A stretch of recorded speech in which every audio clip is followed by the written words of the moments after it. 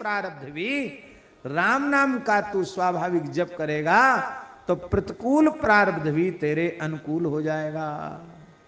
अनुकूल तो अनुकूल है ही, प्रतिकूल भी अनुकूल हो जाएगा।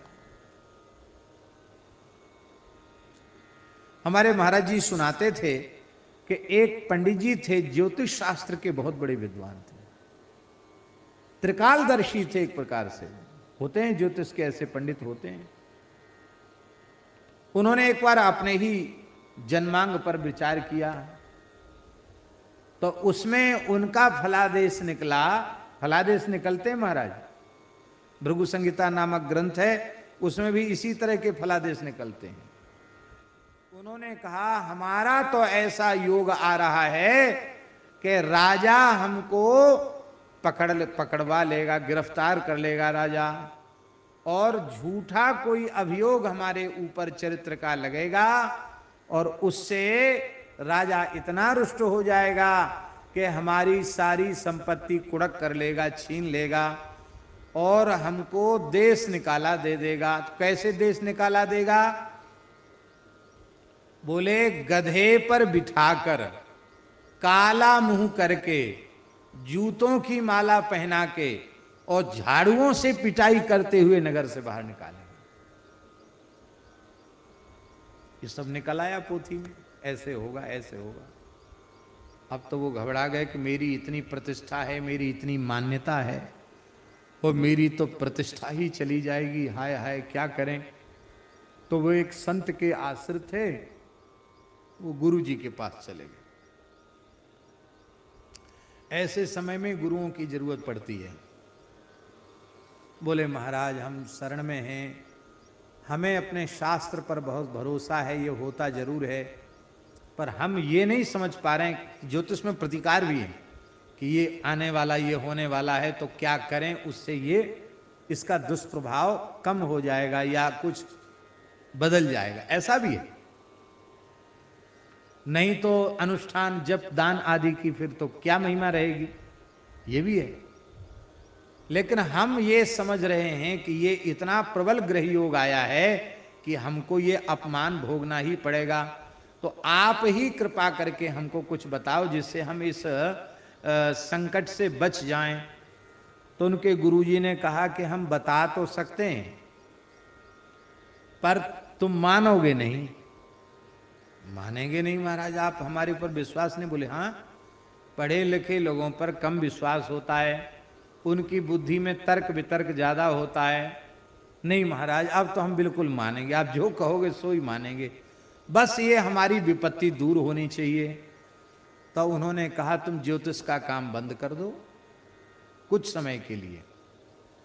ये घटना 4 महीने के भीतर घटित होनी है ना? हाँ 4 महीने के भीतर। तो तुम 6 महीने का मौन होकर राम नाम जप का अनुष्ठान ले लो। 6 महीना हम किसी से मिलेंगे नहीं, अपने ही घर में रहकर अहरनिश राम नाम का जप करेंगे, बस ये निश्चय कर लो। ठीक है।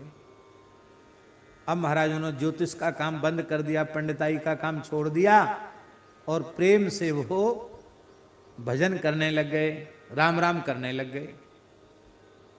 और आर्त व्यक्ति जब भजन करता है तो उसमें तीव्रता थोड़ी अधिक होती है, खूब तीव्रता से भजन करने लगे। बड़ा सुख मिला, बड़ी शांति मिली। अब महाराज जी जैसे ही वो समय आया, कौन सा समय?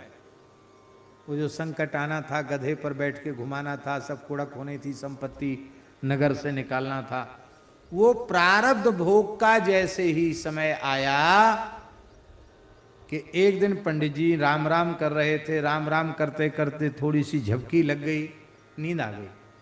और जैसे ही झपकी लगी तो उन्होंने क्या देखा कि सिपाही, राजा के सिपाही, राज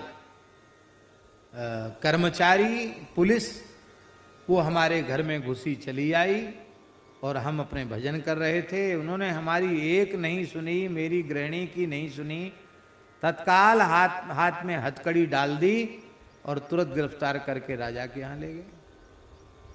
राजा के यहाँ जैसे ही ले गए, वहां एक स्त्री ने और आरोप लगा दिया पंडित जी पर, और उस स्त्री की शिकायत सुन ली गई, पंडित जी की बात नहीं मानी गई। और राजा ने कहा कि हम तो तुम्हें बहुत भला समझते थे, पर तुम इतने नीच और दुष्ट निकले, तब ब्राह्मण हो, मृत्युदंड तो तुमको नहीं देंगे, लेकिन बहुत धन कमाया हमारे राज्य में रहकर, सब संपत्ति छीन लो उसकी, गरीब ब्राह्मणों को बांट दो, और इसको, ये दुष्चरित्र व्यक्ति है, इसका मुंह काला करो, इसको गधे पर बिठाओ, जूतों की माला पहनाओ और झाड़ुओं से पीटते हुए निकालो इसको बाहर। मैंने कहा अरे भाई मेरी सुनो तो सही, क्यों तुम्हारी नहीं सुनी जाएगी। अब शोभा यात्रा निकल रही है मेरी, पूरा गांव तमाशा देख रहा है, मैं अपने घर के दरवाजे से ही निकल रहा हूं, मेरी पत्नी बच्चे सब देख रहे हैं क्या हालत, कोई मैं असहाय हूं, कोई मेरा कुछ नहीं बना सकता है, बहुत दुखी बेचारे। वो सपना में देख रहे थे सब, ओ घबराहट घबराहट के मारे उनकी नींद खुल गई, माला हाथ से छूट गई, नहीं रहा गया। बोले अब तो ये घटना घटेगी, संकेत आ गया है। तो तत्काल वे गुरुजी के आश्रम में पहुंच गए चुपके से, और बोले आपने कहा हम भजन तो कर रहे हैं, लेकिन अभी अभी की घटना है। उन्होंने सिर पे हाथ रखा, बोले तुम 6 महीना पूरा कर लो, घबराओ मत। देखो जो प्रकट में होना था वो स्वप्न में हो गया, जो प्रकट में होना था ना वो स्वप्न में हो गया। तुम्हारी ज्योतिष झूठी नहीं, संसार भी सपना ही है, इसलिए सपने में हो गया या जागृत में हो गया इसमें क्या अंतर है, पर तुम्हारी प्रतिष्ठा बच गई, तुम 6 महीना पूरा कर लो। 6 महीना महाराज पूरा किया। तो महाराज जी कहते थे इसके बाद उस ज्योतिष के विद्वान ने जीवन में फिर राम नाम को छोड़कर दूसरा कुछ किया ही नहीं। बोले महाराज अब सब कुछ समझ लिया, सब देख लिया, समझ में आ गया कि प्रबल प्रारब्ध भी जो प्रत्यक्ष में घटित होना है वो स्वप्न में घटित हो जाएगा। भजन करने वालों की आयु बढ़ जाती है। कितने ऐसे महानुभाव हैं जिनकी हस्तरेखा देखो तो आयु खत्म है। कितनी उम्र है? बोले ज्यादा नहीं, 85 में चल रहे हैं, 86 में चल रहे हैं। अरे आयु तो इनकी बता रही कि 60-65 में टपक जाएंगे। ये 80-85 कैसे चल रहे हैं? ये है राम नाम की महिमा, ये है भजन की महिमा। सब कुछ बदल जाएगा। हमने अभी कहा था ना एक बार संतों से, जैसा हमने सुना कि जन्मांग के 12 भाव होते हैं और 1-1 करोड़ जप से 1-1 भाव की विशुद्धि हो जाती है।